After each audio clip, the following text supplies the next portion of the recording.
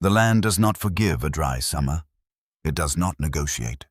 It does not offer second chances. When the rain stops coming, the earth simply begins the long, patient work of taking everything back. The crops first, then the grass, then the topsoil itself lifting in pale curtains whenever the wind moves across the fields. And in the summer of 2024, the wind moved across the Kansas plains like it had somewhere important to be and nothing left to spare. Earl Maddox stood at the edge of his porch at 5:47 in the morning, the way he had stood there every morning for the past 41 years. The coffee in his hand was black. The sky to the east was the color of old iron, just beginning to thin at the edges where the sun pushed against it. 340 acres stretched out before him in the gray light, and not one of those acres looked the way it was supposed to look in August. The pasture was the color of straw. The creek bed that ran along the eastern fence line had been dry since May, not low. Not reduced to a trickle, but dry. The way a bone is dry, cracked along its bed in long, jagged lines that reminded Earl of something he did not want to think about. The cattle were gone. He had sold the last of them 6 weeks ago, 43 head, at a price that would have made his father wince. He had stood in that auction yard and watched them load and had not said a word to anyone, and he had driven home with the check on the seat beside him and had not looked at it for 3 days. That was June. This was August, and the check was gone absorbed by the machinery loan and the propane bill and the cost of hauling water to keep the remaining stock alive long enough to sell those too. The numbers did not leave room for argument. Earl had always believed in numbers the way some men believe in scripture. Not because they were comforting, but because they were true. And the numbers on his kitchen table on the morning of August 14th were telling him something he had been refusing to hear for the better part of 3 years. He went back inside when the coffee was finished. The envelope from First Meridian Bank had been sitting on the kitchen table for 11 days. He knew what was in it because he had opened it the morning it arrived, read it once straight through, folded it back along its original creases, and placed it face down beside the salt shaker. He had not moved it since. His daughter-in-law had called twice, and his son Trent had called from Denver on a Sunday, which was unusual enough to tell Earl that word had traveled. He had kept both conversations short. There was nothing to say yet. He was still thinking. Earl Maddox was not a man who made decisions in a hurry. He had been born on this land in 1950 in the back bedroom of the farmhouse his grandfather had built in 1921, and he had grown up understanding the way you understand things that are never spoken aloud but simply exist in the air of a place, that the land was not something you owned so much as something you were responsible for. His father Clarence had taught him that without ever using those exact words. He had taught it through the way he walked the fence lines every spring, checking each post with his hands, not trusting his eyes alone. He had taught it through the way he talked about the soil, not as dirt. Never as dirt, but as something that had a history and a memory of its own. Something that rewarded patience and punished carelessness with equal indifference. Clarence Maddox had been gone since 1998. 26 years, and Earl still sometimes reached for the phone to tell him something before remembering. He washed his coffee cup, set it on the drying rack, and stood at the kitchen window looking out at the barn. The paint was peeling on the south-facing wall. He had been meaning to get to it for 2 summers now. Some things you keep meaning to get to, and then one morning you look up, and the meaning has outlasted the time. He was still standing at the window when he remembered the box. He did not know why he remembered it then at that specific moment, on that specific morning. Perhaps it was the quality of the light coming through the window, gray and thin and patient. Perhaps it was the particular silence of the house, the kind of silence that has weight to it, that presses gently against the walls. Or perhaps it was simply that 11 days of looking at that envelope had finally worn something down inside him, had finally brought him to the place his father had always said a man had to reach before he could make a real decision. The bottom of the barrel, Clarence used to say. You don't know what you're made of until you've hit the bottom of the barrel. Earl dried his hands on the dish towel and went to the hallway. The access door to the attic was in the ceiling of the second bedroom. The room that had been Trent's when he was a boy, that had been a sewing room for a while after Trent left. And that had been nothing in particular for the last several years, just a room with a bed in it that nobody slept in and a window that looked out over the east field. Earl pulled the cord and the folding stairs came down with a groan of old wood and metal that he felt in his back teeth. The attic smelled of dust and heat and something faintly sweet that Earl had never been able to identify, some combination of old wood and old paper and the particular mustiness that accumulates in a closed space over decades. He clicked on the work light he kept on a hook near the top of the stairs and let his eyes adjust. He knew exactly where the box was. It had been up here since 1998, when Earl had carried it up himself after the funeral, after the house had finally gone quiet and the last of the relatives had driven back to wherever they came from, and Earl had sat alone in the kitchen for a long time before climbing up here with the box under his arm. He had not opened it. He had not been ready to open it. And then time had done what time does, and opening it had become something he kept not doing the way you keep not doing things that feel too large and too permanent to approach without the right moment. He had been waiting without quite knowing it for the right moment. It was sitting on a low shelf near the north wall between a cardboard box of Trent's old school papers and the wicker basket that had held his wife Carol's yarn for 30 years. It was smaller than he remembered, maybe 12 inches long, 8 inches wide, made of oak, gone dark with age, with a simple brass latch that had left a faint green stain on the wood beneath it. He carried it down the folding stairs carefully, one hand on the railing, and set it on the kitchen table next to the envelope from First Meridian Bank. He sat down. He looked at both of them for a moment, the bank's clean white envelope with its plastic window and its official letterhead, and the old oak box with its dark wood and its green-stained latch. One of them was telling him something was ending. He was hoping the other one might tell him something different. He opened the latch. Inside, wrapped in a piece of cloth that had once been a blue work shirt, was a small bundle of papers held together with a rubber band that had gone brittle with age and broke the moment Earl touched it. He set the pieces aside and unfolded the cloth carefully. There were 3 things inside. A photograph of Clarence and Earl's mother standing in front of the farmhouse, the paint fresh and white, the year probably somewhere in the early 1950s. A folded piece of paper in Clarence's handwriting. And a small booklet the size of a passport, its cover dark blue and worn smooth at the corners. Earl picked up the booklet first. It was a savings account passbook. The name on the front was Clarence J. Maddox. The issuing institution was listed as Heartland Federal Bank, Kansas City, Missouri. The date the account was opened was September the 12th, 1979. Earl turned to the first page of entries. There was one deposit recorded, a single line in faded type, dated September the 12th, 1979, for $180,000. There were no withdrawals. There were no subsequent deposits. The balance shown on the last printed page was $8,214, which Earl understood immediately was simply the last balance the passbook system had recorded before the account went dormant. He sat with that for a moment. $180,000. In 1979. That was not a small amount of money for a Kansas farmer in 1979. That was not a small amount of money for anyone in 1979. Earl did not know where his father had gotten $180,000, and the not knowing sat in his chest with a particular heaviness. He set the passbook down and unfolded the piece of paper.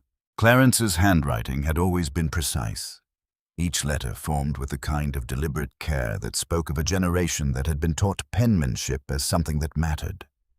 The note was short. It said, "The account at Heartland Federal is real. The money in it is yours when you need it.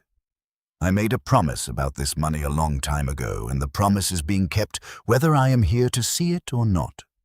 There are things about this account that the bank will explain when you go. You will know when it is time to go.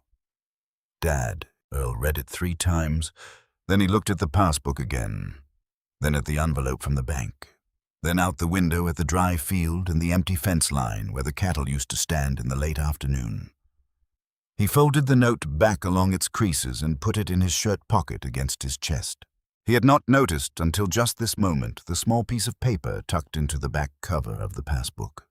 It was a receipt, not the kind generated by a machine, but a carbon copy of a handwritten receipt, the kind that used to be made in triplicate, with a sheet of carbon paper between the copies. It was dated September the 12th, 1979, and it bore the stamp of Heartland Federal Bank's main branch in Kansas City. In the description field in small-typed letters, it read, "Special Terms Account Interest, compounding annually flagged for a state notification upon activation. See Branch Manager, File 1979-CM-447. Earl did not know what File 1979-CM-447 was. He did not know what flagged for a state notification upon activation meant in practical terms. What he knew was that there was an account at a bank in Kansas City with his father's name on it, and that his father had left him a note telling him to go. He went upstairs and put on the good shirt, the dark blue one with the pearl snaps that Carol had given him for their anniversary some years back, the one he wore to church and to funerals and to occasions that called for something better than work clothes. He put on his cleanest pair of trousers and his good boots, the ones he kept polished. He was not a vain man, but he understood that there were situations that called for a man to present himself as well as he was able, and he understood this instinctively, without having to think about it the way you understand things your father taught you without words. He put the passbook and the receipt in the inside pocket of his jacket. He left the note from Clarence in his shirt pocket. He picked up the oak box and carried it back upstairs to the attic, set it on the shelf where it had been, and came back down and folded the stairs back up into the ceiling. Before he left, he stood in the kitchen for a moment and looked around at the house his grandfather had built and his father had maintained, and he had lived in for all but 4 years of his life. The wallpaper in the kitchen was the same wallpaper that had been there when he was 12 years old, white with a small blue pattern that Carol had always said she was going to replace and never had because eventually it had become part of what the kitchen was. The floor had been refinished twice. The ceiling still showed a faint stain in the northwest corner from a leak they'd repaired in 1987. Every surface in the room contained some piece of time that he recognized. He picked up the envelope from First Meridian Bank and placed it face down on the counter. He would deal with it when he got back. He drove 4 hours to Kansas City. The truck was a 2009 Ford F250 with 212,000 miles on it, and it drove with the particular steadiness of something old that has been consistently maintained, not smooth but reliable with a low vibration in the steering wheel that Earl had long since stopped noticing. The interstate opened up east of Salina, the land flattening and broadening on both sides, the sky large and pale, and pressing down on the plains with its full late summer weight. Earl drove steadily without music, giving the road what it required and keeping the rest of his attention for the land on either side. He thought about his father. He tried to construct from memory a version of Clarence Maddox that could account for $180,000 in a Kansas City bank account opened in 1979. He knew what he knew. His father had been a quiet man, a farmer, a reader of agricultural extension bulletins and library books. A man who had worked this land for 40 years and had never, as far as Earl knew, done anything that would produce that kind of money. He had not been wealthy. He had been comfortable in the way that hard-working farmers with good land and no expensive habits can be comfortable, not rich but not in trouble most years. $180,000 was not comfortable money. That was something else entirely. Earl was beginning to understand things about his father he did not know. He arrived in Kansas City at 11:30. He had looked up the address of the Heartland Federal Bank main branch before leaving. It was on Main Street in the Central Business District, a building that turned out to be 12 stories of dark glass and limestone facing. Earl parked in a lot 2 blocks away, fed the meter, and walked to the entrance. The lobby was air-conditioned to a temperature that struck him as unnecessary, and it smelled of carpet and new paint and money, which is to say it smelled of nothing organic, nothing that had ever been alive. There was a reception desk near the entrance. A young woman sat behind it, dressed in a dark blazer with the polished and slightly impersonal expression of someone who deals with the public all day and has learned to maintain a specific emotional distance. Earl told her he needed to speak with someone about an old savings account. He set the passbook on the counter. She looked at it for a moment. Then she looked at him, at his good boots, his pearl-snap shirt, his hands, which were the hands of a man who had worked outdoors with them for 50 years. large-knuckled and permanently tanned to the wrist. She told him to take a seat and someone would be with him shortly. He sat. The lobby had chairs arranged in a waiting area near the windows.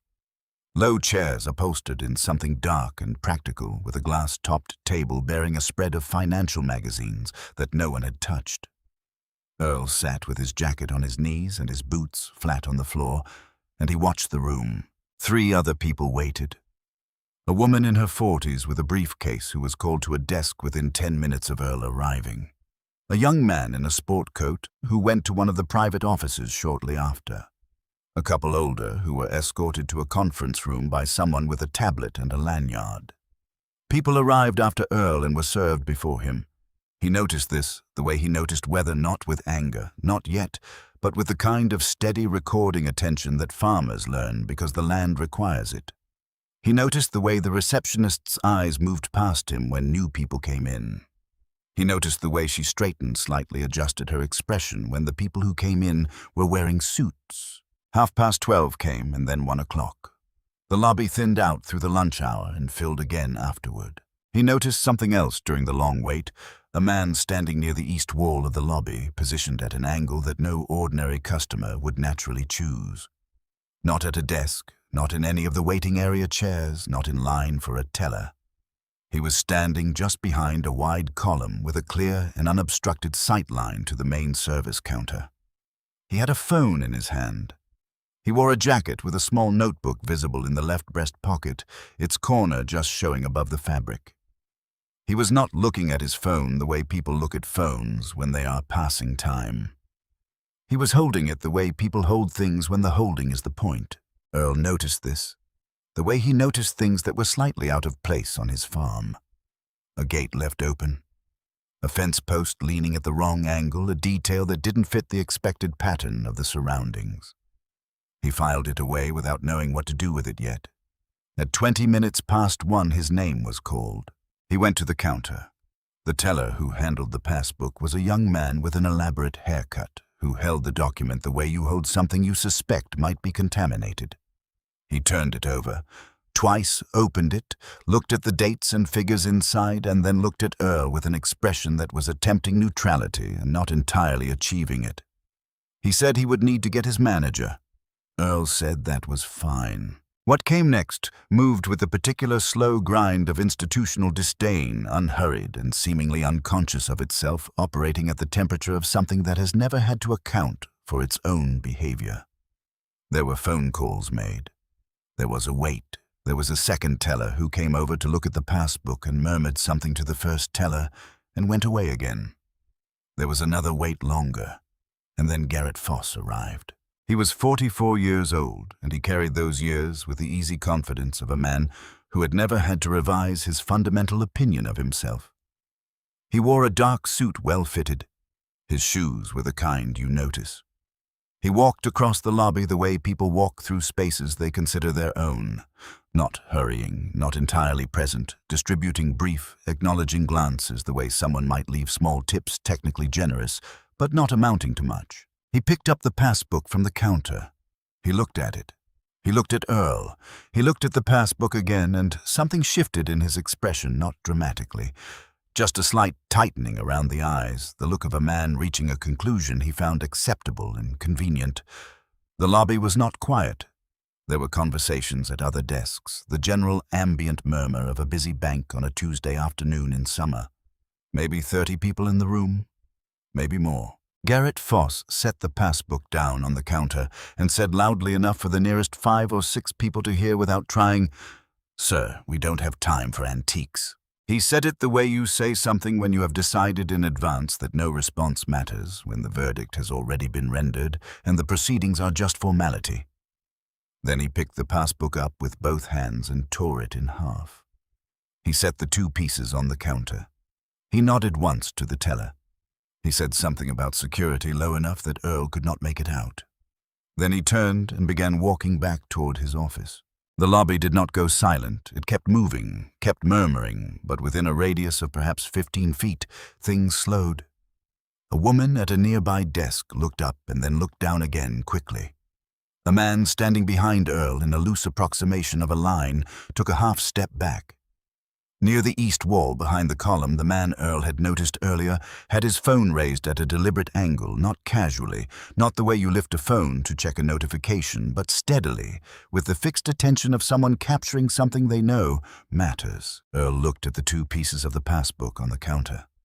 He reached out and picked them up, both halves, and put them together along the torn edge so they made one piece again, though they could not hold that way. He folded them once and placed them in the inside pocket of his jacket over his chest, beside the receipt. He straightened his jacket. He had not raised his voice. He had not moved quickly.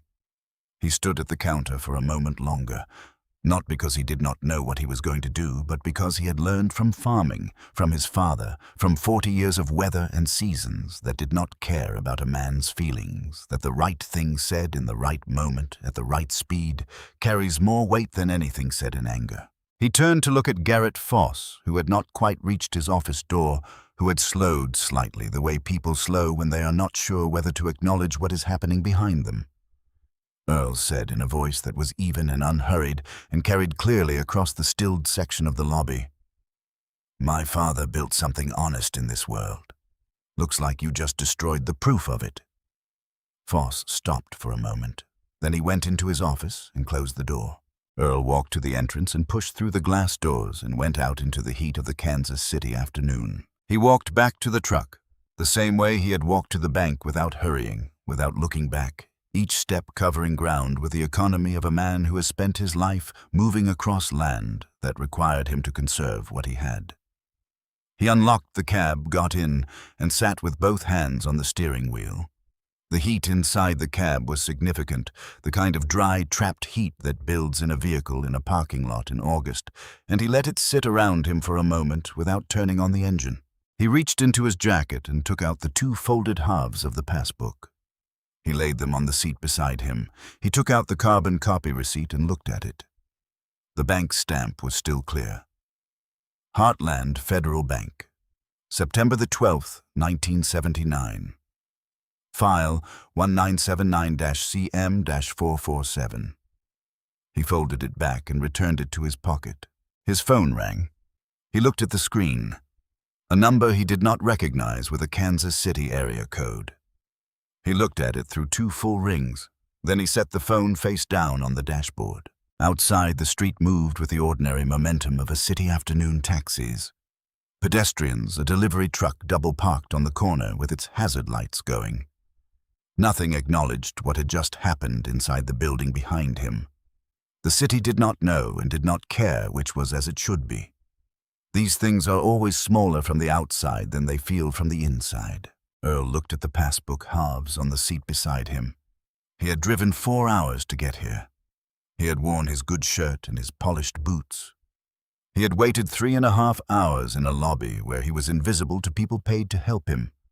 He had watched a man in a good suit tear his father's name in half and call it housekeeping. He thought about what he knew and what he did not know. What he knew, the account was real. The receipt was real. The stamp and the file number were real. What had been torn was paper. Paper could be destroyed. What it represented could not. What he did not know, what file 1979-CM-447 contained. Why the account had been flagged. Who besides Clarence knew the account existed? What flagged for a state notification upon activation meant, and who would have been notified, and whether that notification had just been triggered by Earl's appearance at the counter. He started the engine and turned on the air conditioning and sat for a moment while the cab began to cool. In a tower on the far side of the business district, 31 floors up in a corner office that faced west toward the river, a woman named Lenora Whitmore was looking at a document her assistant had just placed on her desk. The document was a system alert, printed on a single page with a red border that the system generated automatically when certain flagged accounts were accessed. The flag on this particular account had been sitting undisturbed in the system for so long that 2 separate software migrations had required her office to manually carry it forward, which her assistant had done each time because she had been explicit about it. She read the alert. She read it again. Then she looked out the window at the city for a long moment, in the particular way of someone processing something they have been anticipating for 45 years, without knowing exactly what form it would take when it finally arrived. She said to her assistant, who was still standing at the door, "Get the car." The drive back was supposed to take 4 hours. Earl had made it 40 minutes out of Kansas City, past the last of the suburban sprawl, where the strip malls and storage facilities finally gave way to open land, when the phone rang again. Same number, Kansas City area code. He let it ring through. 2 minutes later, it rang a third time, and something about the persistence of it, not aggressive. Just steady the way rain is steady when it means to be made him reach over and pick it up. He said Maddox. The voice on the other end was a woman's. Measured, unhurried, with the particular quality of someone who has spent decades in rooms where composure is currency. She said her name was Lenora Whitmore. She said she was calling about an account at Heartland Federal Bank. She said she needed him to come back to Kansas City. Earl drove another quarter mile before he answered. He said, "I was just there." She said she knew. She said she was sorry for what had happened. She said there were things about the account that needed to be explained in person and that they could not be explained over the phone, and that she understood he had already driven a long way today, and that she would not ask him to do it again without good reason. Earl looked at the road ahead of him. The flat, straight interstate cutting through the August landscape, the land brown and patient on both sides. He thought about the 2 halves of the passbook in his jacket pocket. He thought about his father's handwriting on the note. "You will know when it is time to go." He said, "Where?" She gave him an address on Main Street, not the bank. A building called Whitmore Tower. She said to tell the desk he was expected. He took the next exit and turned around. He found parking closer this time, a garage, a half block from the address. The building was 31 stories of dark glass and pale limestone, newer than the bank, with a lobby that was quieter and considerably more expensive looking. The kind of quiet that comes not from emptiness, but from the careful control of acoustics and the deliberate absence of anything that might make noise accidentally. The man at the desk had Earl's name already and sent him to the 31st floor without ceremony. The elevator opened onto a reception area with large windows facing west, the city laid out in the afternoon light, the Missouri River, a dull silver line in the distance. A young woman met him at the elevator and walked him down a hallway and showed him into a corner office and told him Ms. Whitmore would be a moment. He did not sit. He stood at the window and looked at the city. He was still standing there when he heard the door. Lenora Whitmore was 67 years old, and she carried that age the way certain women carry it, not despite it, but through it, as though the years had been adding something rather than subtracting. She was tall, lean, with gray hair cut close and direct gray eyes that took inventory of a room quickly and without self-consciousness. She wore a dark suit, no jewelry beyond a plain watch. She moved with the unhurried precision of someone who has long since stopped wasting motion. She stopped when she saw Earl. She looked at him the way you look at someone you have been trying to picture for a very long time and are now measuring against the picture. Something in her expression shifted, not softened exactly, but opened the way a window opens when someone reaches a latch they have been looking for. She crossed the room to him. She stood in front of him, and then she did something that Earl had not expected and could not immediately account for. She bowed her head. Not a full bow, not theatrical, just a deliberate, unhurried inclination of the head, the kind of gesture that costs something from the person making it. Earl looked at her. He said, "I don't believe we've met." She said no. "But I knew your father." She asked him to sit, and this time he did in a chair near the window, and she sat across from him, and for a moment neither of them said anything. The city kept its own schedule below them, which had nothing to do with either of theirs. Then Lenora Whitmore began to tell him something she had been carrying for 45 years. She said it had started in the spring of 1979. She had been 22 years old recently, out of business school at the University of Kansas, running a small real estate company she had started with borrowed money and the complete confidence of someone who has not yet learned what they do not know. The company was called Whitmore Property Group. And by the spring of 1979, it was in the process of failing in the particular quiet way that small companies fail, not all at once, but incrementally. The way a house settles, one small thing at a time, until one day the door does not close right, and you realize the foundation has been moving for years. She had been in Wichita that May on a Wednesday afternoon trying to save a development deal that was coming apart. She had sat in a cafe on Douglas Avenue. She still remembered the name of it. The Douglas Street Diner, a place with red vinyl booths and a counter with round stools, and she had been on the phone with her lawyer for 2 hours, getting increasingly bad news in small installments. The loans were coming due. 2 partners had pulled out. A third was threatening to. The bank that had extended her operating line was no longer returning calls. She had been 22 years old, and she had been watching everything she had built beginning to come down, and she had been sitting in a red vinyl booth in Wichita trying to hold it together, which is to say, trying not to let the waitress see her cry. And then a man had walked in. He was older. She had guessed late 50s, which was right as it turned out. He was tall, with large hands, and the particular unhurried way of moving that she later came to associate with people who spend most of their time outdoors. He wore work clothes, clean but well used. He picked up a bottle of water and a small loaf of bread from the counter display and went to pay. And when he reached into his pocket, he stopped. He checked the other pocket. He checked his jacket. He looked up at the woman behind the counter with an expression of quiet embarrassment. He said he had left his wallet in his truck. He said his truck was parked some distance away. He said he would come back tomorrow and pay, or he could leave something as security. He had a pocket knife. The woman behind the counter cut him off. She said she had heard that one before. She said he could put the bread and the water back. She said it loudly enough for the other customers in the cafe to hear, and when they heard it, they looked, which is what people do. Lenora had watched this from her booth. She had been in the middle of a call. She needed to finish a call about money. She did not have a call that was determining whether the thing she had given the last 3 years of her life to was going to survive the next 3 weeks.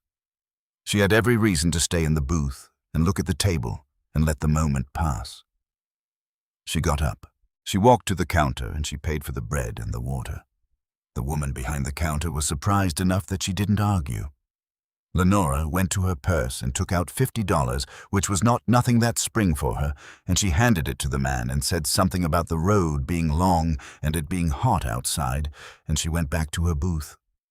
The man did not leave. He stood for a moment near the door. Then he picked up his bread and his water, and he walked over to her booth, and he asked if he could sit across from her. She said yes, and she went back to her call. And for a while she was aware of him sitting there, not doing anything particular, just eating his bread and listening. She finished the call. The news by the end of it was as bad as it was going to get. She sat in the booth with the phone in her hand, and she looked at the table. The man across from her said, "How much time do you have?" She looked up. She said, "I'm sorry."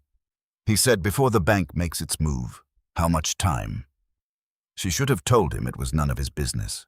She almost did, but there was something in the way he asked it, not with curiosity, not with sympathy, but with the focused attention of someone who has identified a problem and wants to understand its parameters, that made her answer him. She told him. She told him more than she intended to, partly because she was exhausted, and partly because he asked precisely the right questions in precisely the right order. And the right questions asked quietly and without judgment have a way of pulling the truth out of a person without force. He listened. He did not offer reassurance. He did not tell her it would be all right. He listened the way someone listens when they are actually thinking about what you are saying, rather than preparing what they will say next. When she finished, he was quiet for a moment. Then he reached into his jacket and took out a small notebook, the kind with a brown cardboard cover, spiral-bound, the kind you find in hardware stores. He opened it to a clean page. He took a pen from his pocket, and then he wrote for approximately 20 minutes without speaking. Lenora sat across from him and watched this happen. She did not know what he was writing. She did not ask. When he finished, he tore the pages out. 3 of them covered in his precise, careful handwriting, and he folded them once and slid them across the table to her. He said, "Thank you for your kindness when I didn't deserve a stranger's help." He picked up his bread and his water, and he walked out of the cafe, and by the time Lenora had unfolded the pages and begun to read the first line, he was gone. What he had written was not encouragement. It was not general advice. It was a specific, detailed, step-by-step restructuring plan for a small real estate company. In the exact circumstances, Lenora's company was in the precise order in which to approach the creditors, the argument to make to each one, the collateral to offer, the timeline to propose, the partner to call first, the language to use with the bank.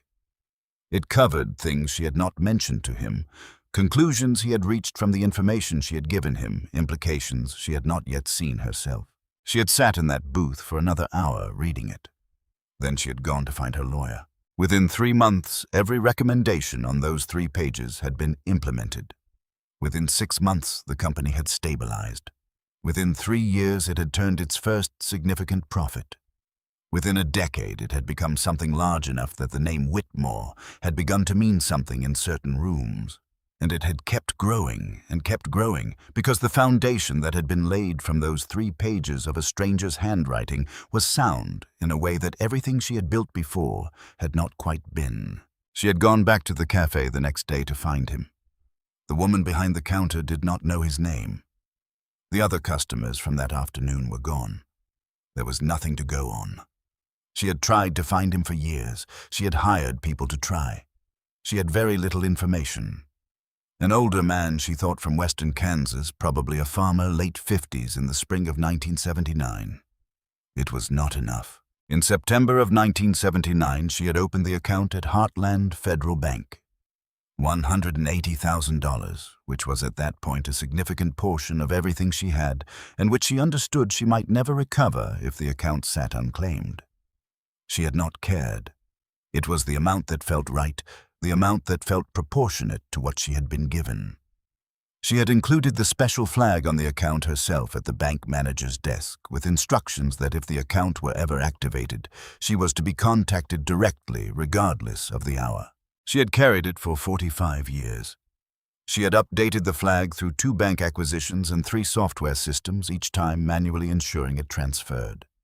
She had thought about it the way you think about an unresolved thing, not constantly, but always somewhere in the background, the way a room in your house that you never use is still always there, still part of the structure. Earl had been listening to all of this without moving. He was sitting the way he sat on his own porch, upright, still, with his hands resting on his knees, his eyes on the middle distance. Outside, the afternoon was beginning to angle toward evening, the light on the river going from silver to a deeper, more complicated color. When Lenora finished, the office was quiet. Earl said, "His name was Clarence Jerome Maddox. He was born in 1922 outside of Dodge City. He came back to the family farm in 1969, and he worked it until he died in 1998. He paused. "He never told me about any of this." Lenora said, "I know he wouldn't have." Earl looked at her. "How do you know that?"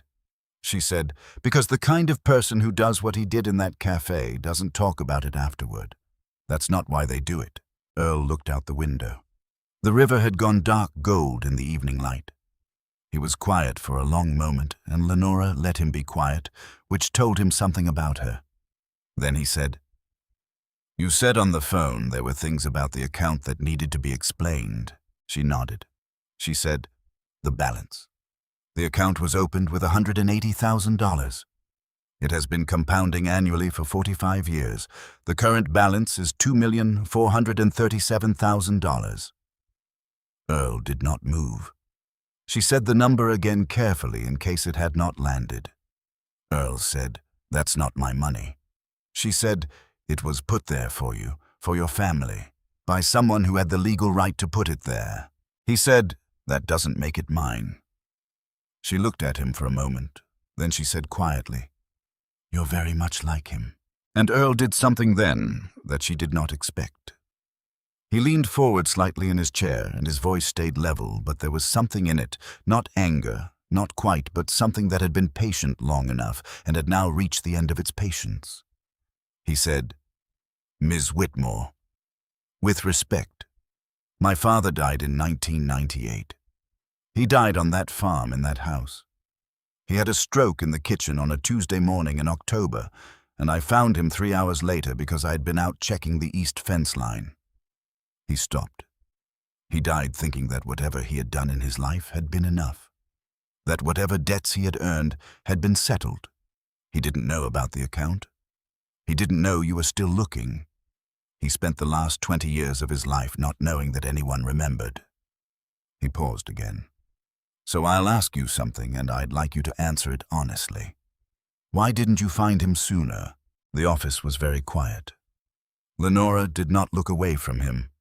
She said, "I tried for 11 years. I had investigators. I had contacts in the banking system and the agricultural system. I had nothing to go on except a physical description and a general region." She paused. "And I think I've thought about this a great deal. I think he knew I was looking. I think he made himself difficult to find on purpose, because he didn't want what he had done to become a transaction." Earl sat with that. After a long moment, he said, "That sounds like him." The door opened. A man in his early 40s came in. Earl had not heard him knock, which meant he had been expected. He was lean, with close-cropped hair going gray at the temples, and he carried a leather portfolio with the brisk energy of someone bringing information that matters. Lenora said, "This is Clifton Pruitt. He runs internal audit for Whitmore Capital." Pruitt set the portfolio on the desk and opened it. He did not sit. He said in the direct way of someone accustomed to delivering findings rather than softening them, "Mr. Maddox, I've spent the last 2 hours pulling the file on your father's account and the internal access logs for the past 36 months. He turned a page. Garrett Foss accessed the record for account 1979-CM-4474 times in the past 2 years. The first access was in April of 2022. The most recent was 6 days ago. Earl was still. He knew the account existed. Pruitt said he knew it was flagged at the highest internal priority level. He knew the name on the account. He would have seen the flag notation indicating direct notification to the principal officer, which is Ms. Whitmore, upon any activation event. Earl said, "And when I walked in today with the passbook." Pruitt said, "He made a calculation. The passbook was old. The physical document was fragile. He appears to have concluded that if the document was destroyed, no activation event would be recorded because you would have no proof of presentation." He paused. "He was wrong about the cameras, and he was wrong about what constitutes an activation event in our system. Your appearance at the counter with the account number triggered the flag automatically. The notification to Ms. Whitmore went out 11 minutes after you arrived at the branch," Earl said. "That's why she called me when I was on the road." Pruitt said yes. Earl looked at Lenora. She met his eyes. She said, "I was in my car within 20 minutes of receiving the alert. I went to the bank first. By the time I arrived, you had already left." Earl thought about sitting in his truck in the parking lot, the phone ringing twice and him not picking up. The city moving around him with complete indifference to what had just happened inside that building. He said, "And Foss?" Lenora said, "He is no longer employed by Heartland Federal Bank. That was handled this afternoon before I called you." Earl nodded once, slowly, the way you nod, when a thing is done that needed to be done, and you have no further comment on it. The door opened again, and this time Earl turned to look, because the person who came through it was not someone he had been expecting to see in a building in Kansas City on a Tuesday in August. Trent Maddox was 46 years old, and he had his grandfather's height and his mother's way of entering a room quickly with a slight forward lean, as though the room needed to be assessed immediately. He was wearing a sport coat over a collared shirt, the kind of clothes you put on when you get a call on a Monday that sends you to the airport on a Tuesday morning without time to plan carefully. He looked at Earl, the way you look at someone you have been avoiding looking at for 9 years, which is to say, with a great deal happening just beneath the surface of the expression. Earl said, "Trent." Trent said, "Dad." There was a pause that contained approximately 9 years of phone calls not made and visits not arranged and things not said that had calcified into distance neither man had formally chosen, but both had allowed. Trent said, "I saw the video." Earl said, "What video?" Trent said, Someone in the bank filmed it. It's been online since about 2 o'clock. He glanced at his phone. It has 400,000 views. Earl looked at him for a moment. Then he looked at Lenora, who said, "I was made aware of it this afternoon. The footage is clear and complete." Earl said nothing for a moment. Then he said, "I wasn't aware anyone was filming." Trent said, "Dad, are you all right?" Earl looked at his son. He said, "I'm fine." Trent said, "I want to talk to a lawyer. We can sue for—" Earl said no. Trent stopped. Earl said in the same level voice he had used all day, the voice that did not rise and did not apologize for itself. "That's not how Maddox men do things." Trent looked at him for a long moment. Then he sat down in the chair against the wall, the way someone sits down when they realize they have arrived in the middle of a conversation that has been going on much longer than today, a conversation they do not yet fully understand. Lenora let the room settle. Then she said, "Mr. Maddox, there's something else." Earl looked at her. She said, "When I set up the account in 1979, I had the bank create a sealed file 1979-SIM-447, which you saw on the receipt your father kept. Part of that file was administrative. But your father knew about the file. I wrote to him. It took me 3 years to get a letter to him through an agricultural extension contact who knew someone in the region. In 1982, he wrote back." She reached into a drawer and set a manila envelope on the desk between them. She said, "He sent this in his letter. He asked me to keep it in the file and to give it to his son when the account was claimed. He said—" She paused the way you pause when you are quoting something that has stayed with you across decades. He said, "I don't need the money back, but I need someone to hold this until Earl is ready for it." The envelope was plain letter-sized, slightly yellowed at the edges. On the front, in Clarence Maddox's precise handwriting, were 4 words for Earl. "Open now." Earl looked at it on the desk. 45 years. Clarence had written this in 1982 when Earl was 32 years old and working the farm, and had no idea that his father had saved a stranger's company in a cafe in Wichita. No idea that a woman named Lenora Whitmore was building something on the foundation of 3 pages torn from a brown cardboard notebook. No idea that an account existed in Kansas City with his father's name on it. His father had known in 1982 that this moment would come eventually, that Earl would sit across from a woman he had never met, in a room he had never imagined, with this envelope on the desk between them. "You'll know when it's time, son." Earl reached out and picked up the envelope. He held it for a moment without opening it, feeling the slight stiffness of the paper inside. He looked out the window at the city, which had shifted fully into evening, now the river dark, the first lights beginning to come on in the buildings below. Trent was watching from his chair. Lenora was watching from across the desk. Clifton Pruitt had stepped back toward the wall, his portfolio closed, as though he understood that what came next was not something he should be in the foreground of. Earl turned the envelope over. He put his thumb under the flap and opened it carefully, the way you open something that has been waiting a long time and deserves to be opened without tearing. He pulled out the pages inside. There were 7 of them folded in thirds, covered on both sides in his father's handwriting. The ink had faded to a warm brown, the way old ink does, but the letters were still clear and precise, each one formed with the patience and care of a man who believed that the way you wrote something said something about how seriously you meant it. Earl began to read. He read for a long time. The room was quiet around him. No one spoke. Outside, Kansas City moved into its evening without knowing what was being read 31 floors above it, without knowing that a farmer from western Kansas was holding 7 pages his father had written 4 decades earlier. His father had not written him a letter. Clarence Maddox had written him a document. A detailed, precise, rigorously reasoned document about the economics of Kansas agriculture, its cycles, its vulnerabilities, its structural failures, and its future. He had written about the farm crisis that was already beginning to build in 1982, predicting its shape and depth with an accuracy that Earl, who had lived through it, found almost painful to read. He had written about 2008. He had written about drought cycles and commodity pricing, and the specific compounding crises that would face small and medium farming operations in the American plains through the first decades of the 21st century. And then he had written in the last 2 pages a proposal.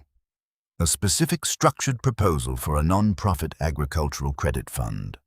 The mechanism, the governance, the deployment strategy, the criteria for loans, the oversight model.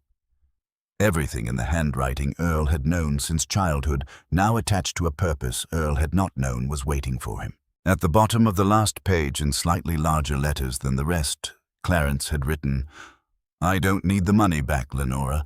I need you to use it right when the time comes. Earl will know what to do with the land. He always has." Earl set the pages down on his knee. He looked up at the ceiling for a moment, the way people look up when they need somewhere to look that is not another person's face. Then he looked at Lenora Whitmore and said in a voice that was quiet and even, "He knew. He knew all of it."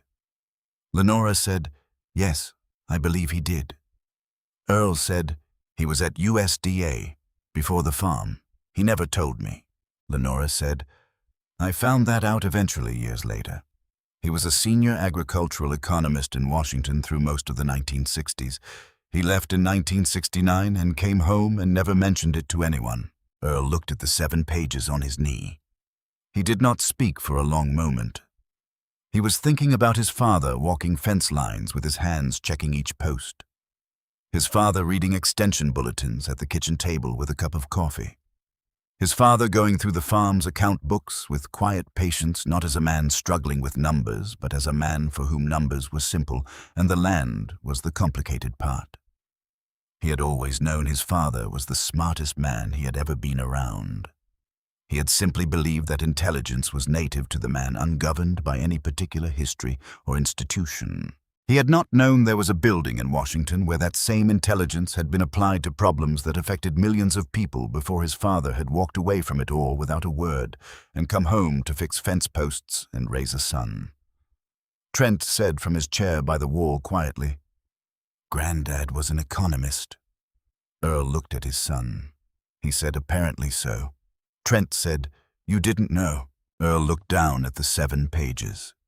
He turned them over in his hands, looking at the handwriting, the same precise, patient script that had been on every birthday card, every note left on the kitchen table, every entry in the farm's account books. The same hand he had watched his entire life.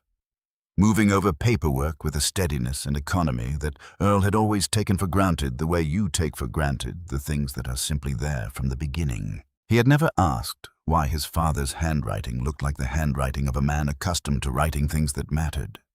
He had never asked why his father could read a column of numbers the way other men read a sentence quickly and without effort. He had never asked why, when the county agricultural agent came out to the farm with a new bulletin from the extension service, his father would read it once and then set it aside with the particular lack of surprise of someone who has already arrived at the same conclusions by a different route. He had thought that was just who Clarence Maddox was. He set the pages down carefully on the arm of his chair. He said, "He never lied to me. He just didn't tell me everything." He paused, looking at the pages. "I think he was waiting to see if I needed to know. And I never asked the right questions." The room was quiet for a long moment. Then Earl gathered the 7 pages, carefully aligned their edges, folded them back along the original creases, and placed them in the envelope. He set it beside him with the deliberateness of a man who understands the weight of what he is handling. He looked at Lenora Whitmore. He said, "I need to think." She said, "Of course." He said, "I'll need tonight." She said, "Take whatever time you need." He stood.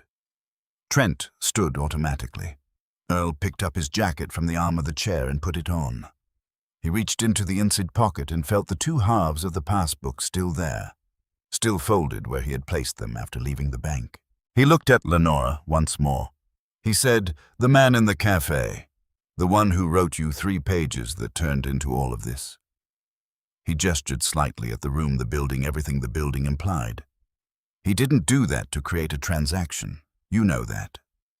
She said, "I know." He said, "So whatever comes next has to be worth what he put into it. It has to be worth more than the money." Lenora Whitmore looked at him for a moment. Then she said with the quietness of someone who has been waiting a very long time to say something to the right person. "That's almost exactly what he wrote at the end of the letter he sent me in 1982.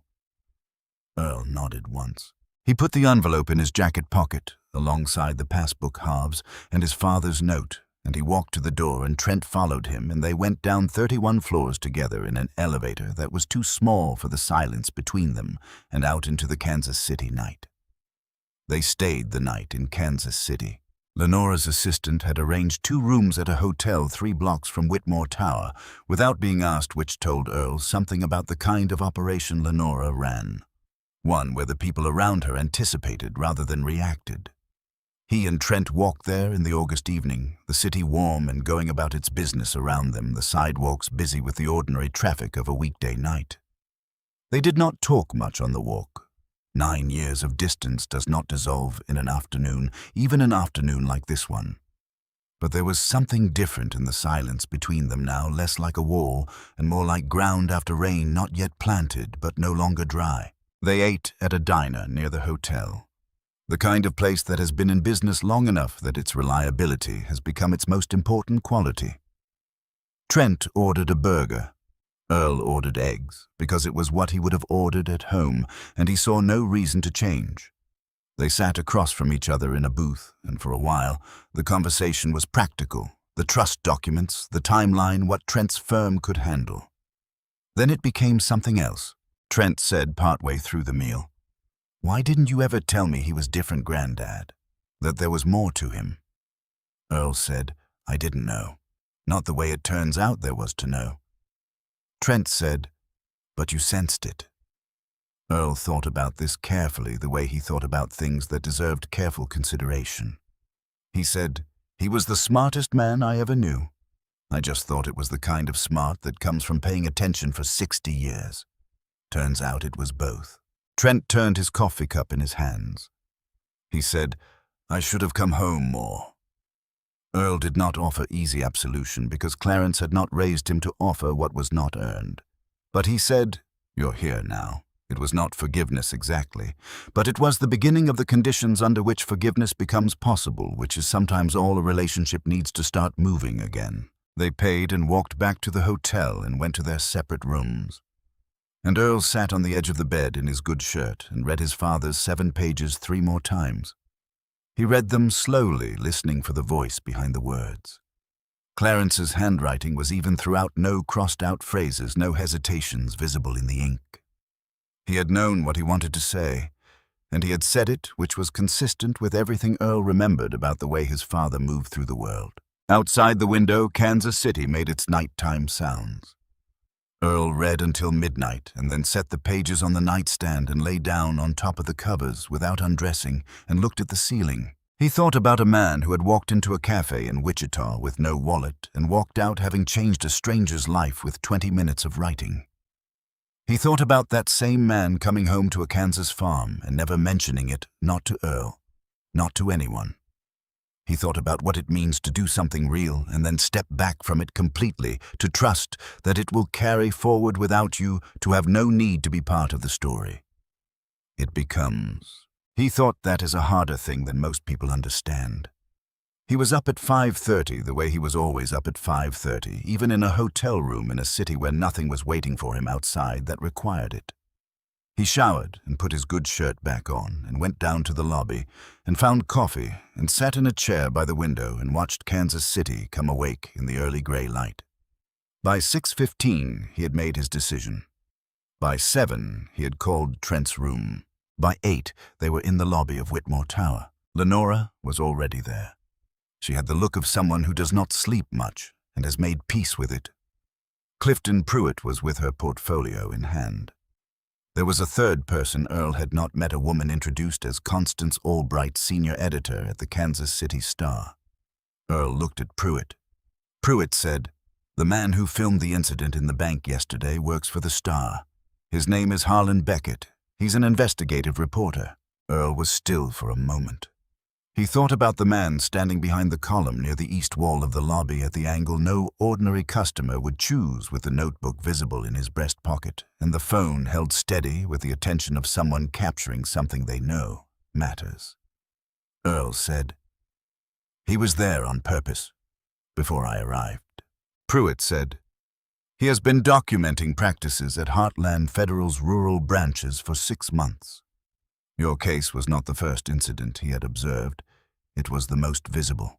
Albright said in the direct manner of someone who has spent 30 years deciding what the public needs to know. 11 documented cases in 18 months, 8 of them agricultural workers or small-scale farmers, all at Heartland Federal branches in rural areas. Older documents, estate paperwork, agricultural bonds, the kind of financial records that predate digital systems. Harlan has been building the case. Yesterday provided the final element. Earl looked at her. He said, "What happens to those other people?" "The 11.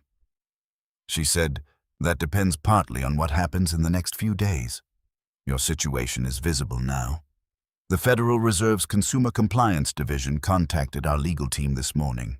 Earl nodded slowly. He thought about 11 people who had walked into a bank with documents that told the truth about who they were and what they were owed, and had been turned away or dismissed or humiliated, and had gone home without what they came for, and had not had a woman in a convoy of black vehicles arrive 30 minutes later to correct what had been done. He said, "I want to say something before we go any further." The room waited. He reached into his jacket and took out the 2 halves of the passbook. He set them on the conference table, the torn edge visible down the center, his father's name facing up. Then he reached into his shirt pocket and took out the strip of tape he had asked the hotel front desk for that morning. He had thought about this before coming down, had decided it was what he wanted to do, and he taped the 2 halves together carefully, and without hurrying, pressing the tape down along the full length of the tear. He picked up the restored passbook and looked at it. The tear was still visible through the tape, a thin white line running through the center of the document, the record of what had been done to it. He had not taped it to hide the damage. He had taped it because it was his father's, and it was real, and it deserved to be held together, even if it could not be made whole.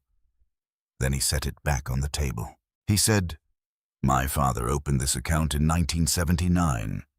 He did it because someone gave him something he didn't ask for and couldn't repay in kind. And that was the only form of answer he knew how to make. He didn't tell me about it. He didn't tell anyone. He came home and he worked the land, and he raised his family, and he died in his kitchen on a Tuesday morning, and he never asked for recognition for any of it." He paused. "What that man did yesterday, tearing this, he did it because he looked at me and decided I wasn't worth the trouble of treating fairly. He did it to 11 other people before me, and probably more that nobody documented." He looked at the passbook on the table. "You don't fix that by being angry about it. You fix it by making sure the next person who walks in wearing work clothes gets treated like they belong there. Because they do." The room was quiet. Lenora said, "Yes." Earl said, "The money in the account." She said, $2,437,000. It's yours, Earl, legally and completely."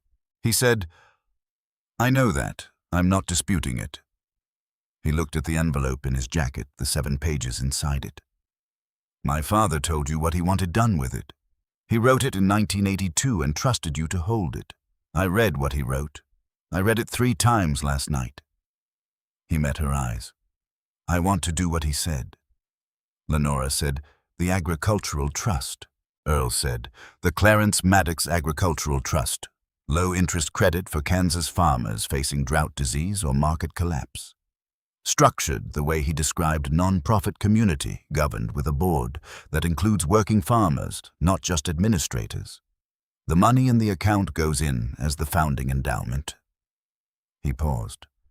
"I'd like Whitmore Capital to match it." Lenora said, "We'll match it and add a third." Earl said, "Then I want it operational within 90 days, before the next payment cycle for farmers carrying drought debt in western Kansas." Pruitt opened his portfolio and began writing. Trent, from his chair at the end of the table, said, "I'll handle the legal structure. Pro bono.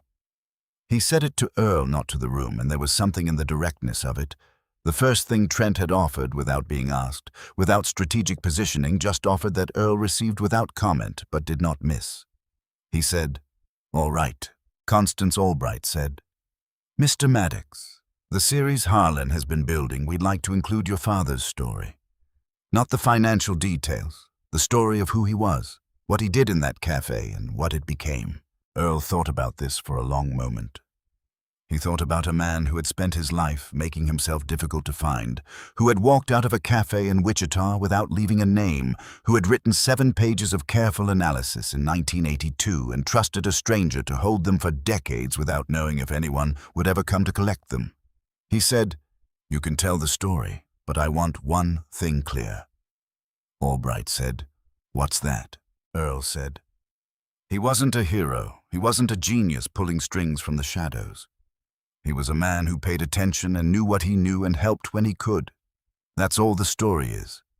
Don't make it bigger than it was, because what it was is already big enough." Albright looked at him for a moment with the expression of someone recalibrating what they intended to write. Then she said, "That's a better story than the one I was planning." The morning moved forward with the efficient momentum of decisions already made. Pruitt coordinated with the bank's legal team on the trust documentation. Trent worked the phones in the corner, talking to colleagues in Denver about the non-profit filing structure, his voice low and precise and entirely comfortable in the technical language of what he did well. Albright made calls. Lenora managed the room with the unhurried authority of someone who has spent decades steering things without appearing to steer them. Earl sat at the table and answered questions when questions came his way, and was quiet the rest of the time. He was thinking about his farm, about the east fence line that needed new posts, about the south wall of the barn that needed painting, about 340 acres of Kansas land in its 3rd year of drought, looking exactly as it had looked when he left 2 days ago, waiting the way. Land waits patient and without judgment for whoever is responsible for it to come back and attend to it. At 11 o'clock, Pruitt set a document in front of Earl and said, "This is the preliminary filing for the trust. Your signature here establishes you as the founding trustee." Earl read the document. He read it the way his father had taught him to read documents, all the way through every line without skipping the parts that looked administrative. It took him 22 minutes. Nobody rushed him. He signed. Then Pruitt set a second document in front of him. He said, "This is the account transfer authorization. It directs the full balance of account 1979-C-M-447 to the Clarence Maddox Agricultural Trust Endowment Fund." Earl looked at the document.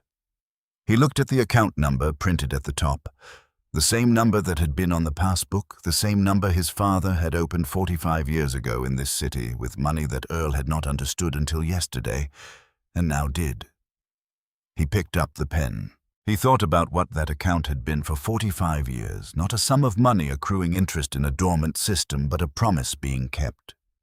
A promise made in a cafe in Wichita by a 22-year-old woman to a stranger she would spend the next 4 decades trying to find.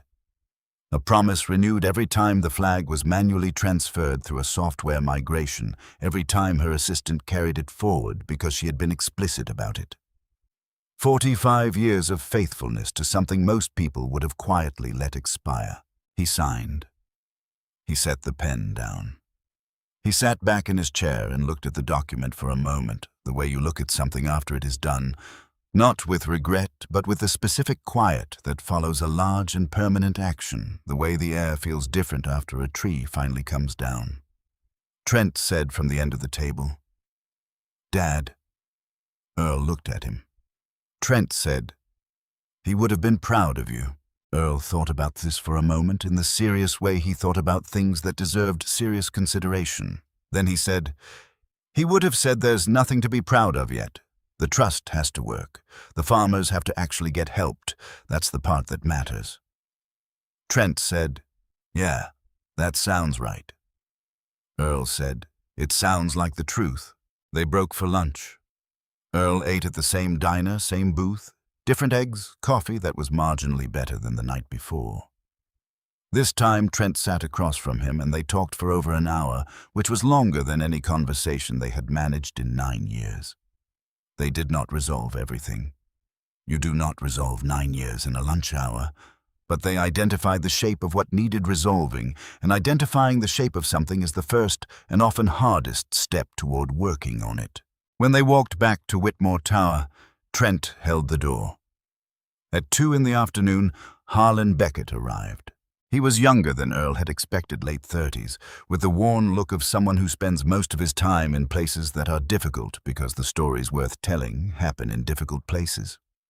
He shook Earl's hand and said he had been working on the banking series for 7 months and had been in the Heartland Federal branch the previous day because it was his 3rd documented visit to that location. He said, "I want to be clear about something, Mr. Maddox.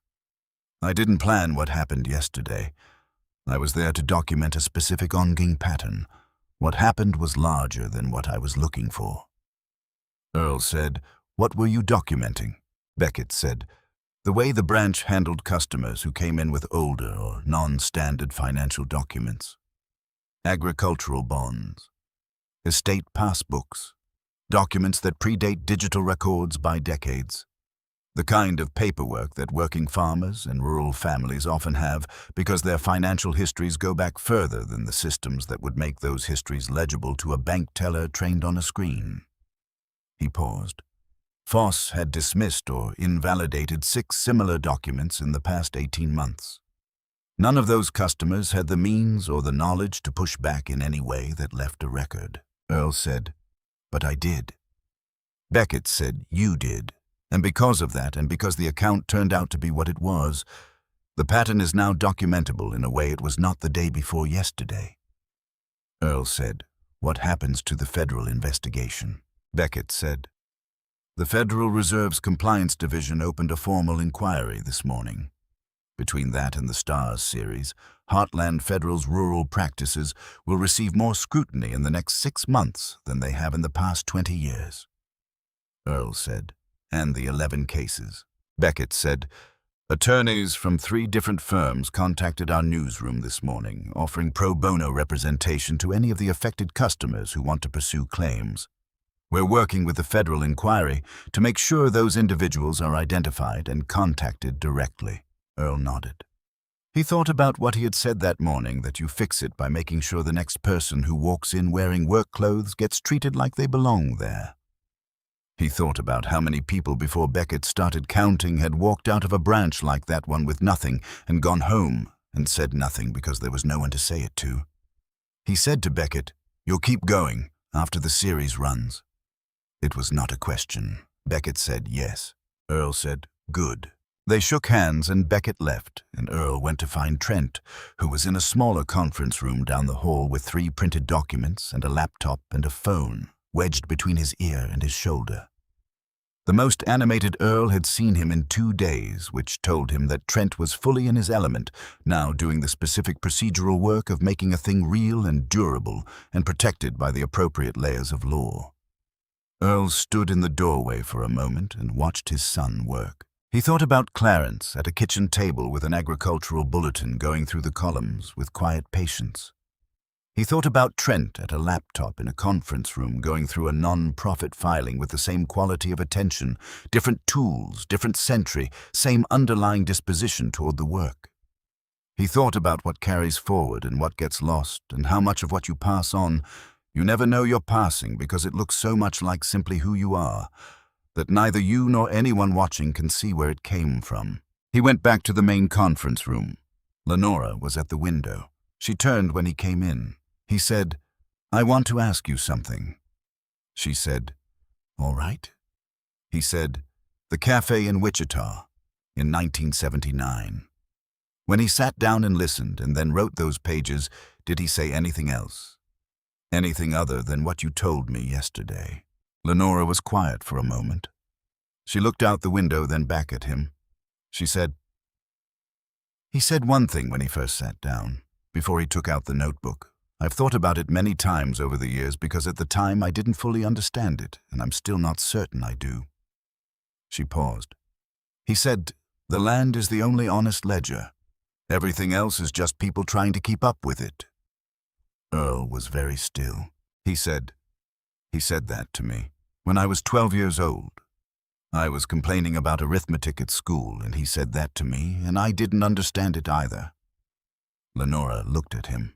He said, "He meant that the land records everything. What you put in, what you take out, what you neglect, what you tend. It doesn't lie, and it doesn't forget. You can read a man's whole character in the land he's been responsible for." He paused. I think he believed the same was true of money. Not the amount of it, what you do with it, what it records about who you are. Lenora said quietly, "Then the account was always the ledger." Earl said, "Yes, and now it says something worth saying."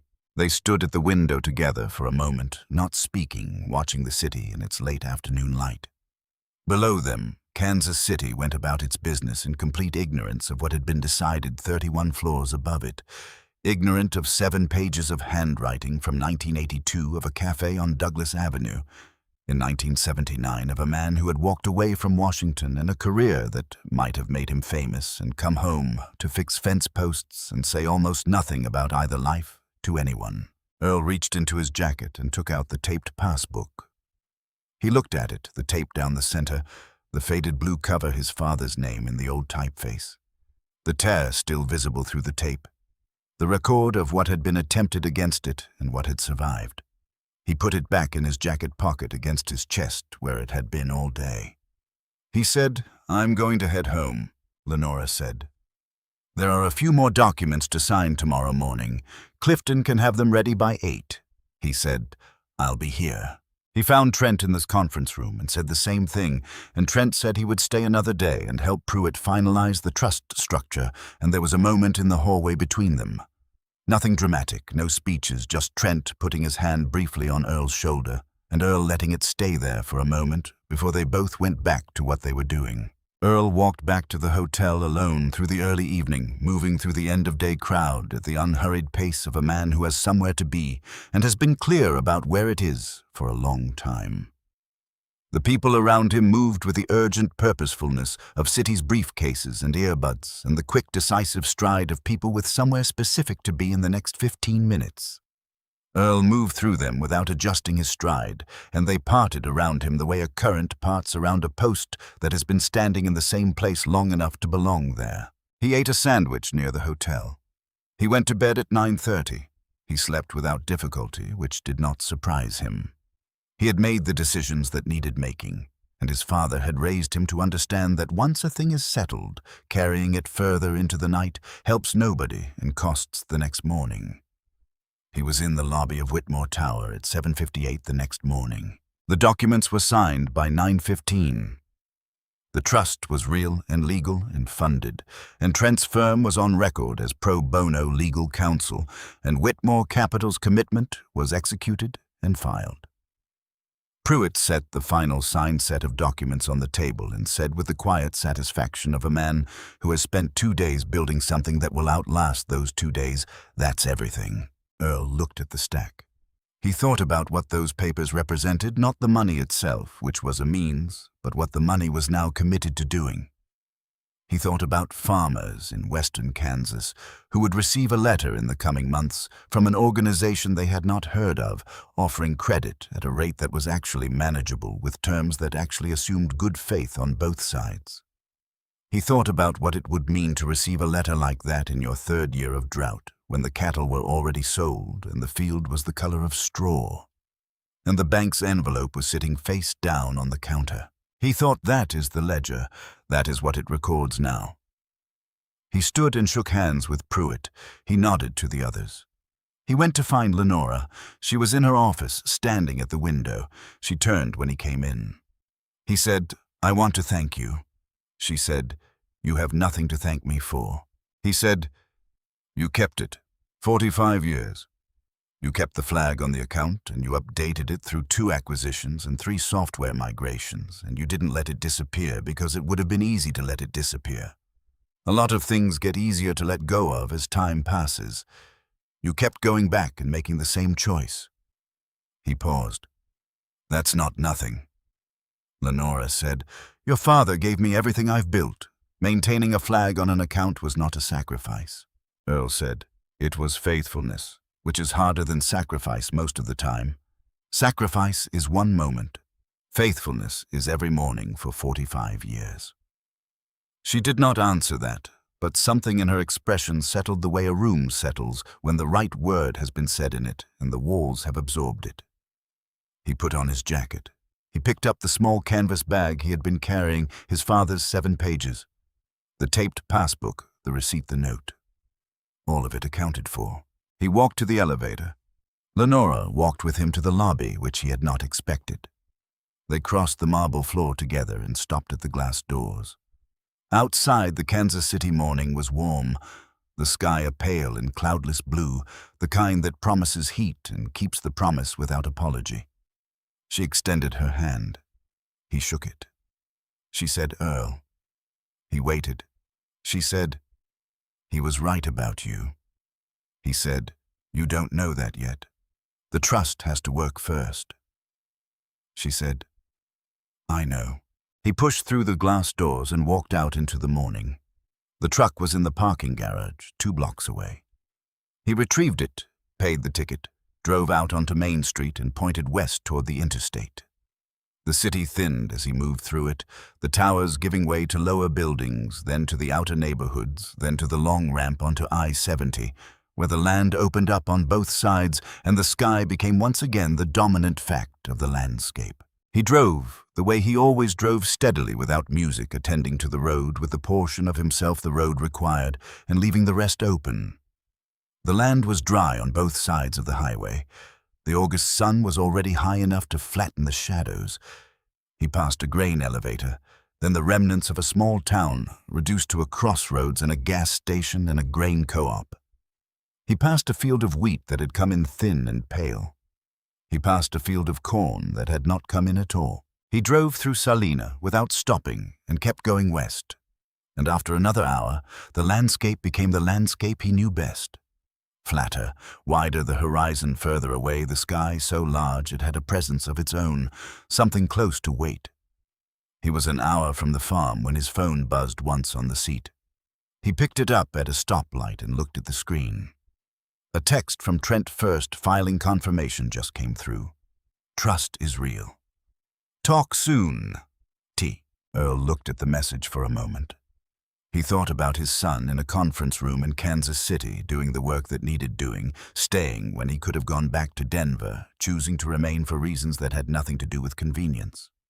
He set the phone down and then picked it up again and typed back 2 words, "Good work." He set the phone on the seat and drove on. He thought that was probably the beginning of something, not the end of the distance, not yet, but the first post of a fence that might eventually run the full length of what needed mending. You start with 1 post. You don't try to build the whole fence in a day. You come back tomorrow and put in another, and you keep coming back until the line is complete. That was how his father had taught him to build things that lasted. He turned off the state highway onto the county road 40 minutes later. The truck moved over the familiar surface, its vibrations changing in the way they always changed on this road, a slight looseness in the gravel. A long curve that the truck took from memory. A rise and then a descent into the flat stretch that led to the farm's gate. He turned into the driveway and stopped the truck in front of the house. He sat for a moment with the engine off, the way he always sat before getting out, giving the land time to register him or himself, time to register the land. The barn's south-facing wall needed painting. The east fence line needed new posts. The creek bed along the eastern boundary was dry and would stay dry until September at the earliest. 340 acres of Kansas land under an August sky in its 3rd year of drought. And waiting. The land was always waiting, patient and without judgment for whoever was responsible for it to come back. He reached into his jacket and took out the taped passbook. He looked at it. His father's name, the old typeface, the tape down the center where Garrett Foss had made the mistake that would be the defining fact of what remained of his career. The damage was still visible. It would always be visible. That was all right. Some things are more honest for showing their damage than they would be if they had been spared it. He set the passbook on the dashboard. He took out his father's note, The small folded piece of paper, the handwriting precise and patient. "You'll know when it's time, son," and set it beside the passbook.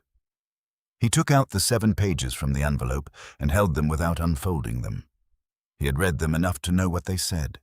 He knew what they had built.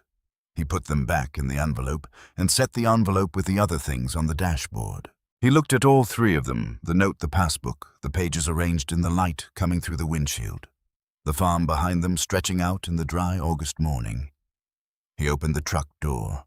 The heat came in immediately and completely, the air smelling of dry grass and dust and the faint mineral depth that was the smell of the land itself. The smell that had been the background of every single day of his life. The smell he could no more imagine being without than he could imagine being without his own hands. He put one boot on the ground, then the other.